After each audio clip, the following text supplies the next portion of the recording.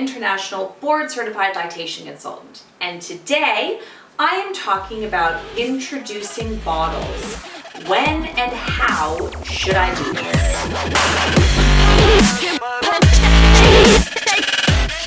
So in our Western cultures, there's a big emphasis on bottles, and a lot of us feel pressure, like we need to be introducing a bottle to our baby just in case.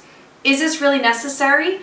Well, the short answer is no. A lot of us will breastfeed the whole time for many years without our baby ever having to have a bottle. And then for others, we end up using bottles quite a bit. And at this start, especially with our first baby, a lot of us will feel a bit of anxiety, like, what if I have to do something and I'm not with my baby? Shouldn't my baby get used to taking a bottle? And that really just depends on how old is your baby, how frequently do you think you'd be away from your baby, and are you doing something like going back to work where it will actually be consistent periods of time where you're separated? So the first thing, age of baby. So if your baby's really little and you're going to be away from them for extended periods of time, so for more than just an hour or two, then a bottle will probably be the easiest way for you to give your expressed milk to your baby. Now, having said that, there are other alternatives such as cup feeding or syringe feeding. Now, feeding with a syringe can be a bit cumbersome and very time consuming as your baby gets older. So for the very young baby, using a cup or using a bottle are probably going to be the easiest ways if you're going to be separated a lot or for extended periods of time. Now, if you're returning to work, you don't have to spend months preparing your baby to take the bottle. You can start maybe a week or two before you return to work trying to introduce the bottle. A lot of moms find that if they have someone else try to give the baby a bottle, that will be more successful than if you, the mother, are trying to give the baby the bottle. They're going to be looking at you going, I'm supposed to be breastfeeding, not bottle feeding, so if it's somebody else, they may respond a bit better to it.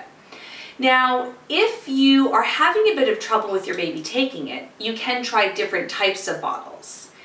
Now, a word on this as well.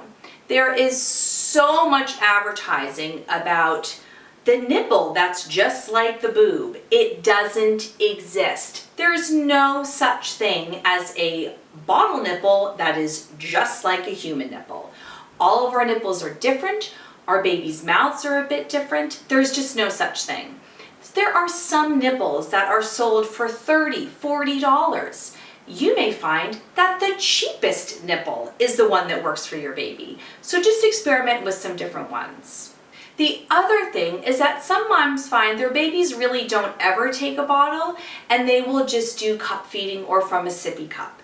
As your baby gets a bit older, you could skip the whole bottle thing altogether and just go straight to a cup or a sippy cup. Or if you know you're only going to be separated occasionally and for shorter periods of time, a cup or a sippy cup might work just fine for you. Now, if you know you're probably not going to be separated, or if you are, it's not going to be till they're a bit older in age, then you can just skip the whole bottle thing altogether and just go straight to the cup. That can either be a sippy cup or a cup with a straw, or just a little tiny plastic shot glass that they can start to practice themselves and feed themselves. A lot of moms find that they can just skip the bottles altogether and go straight to the cup and avoid all of the bottle hassle.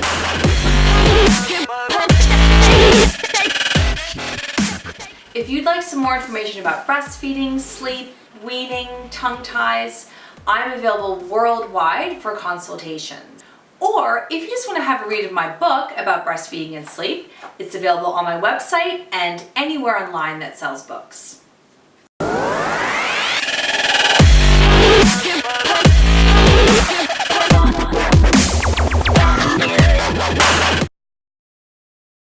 have to spend months preparing your baby with bobble.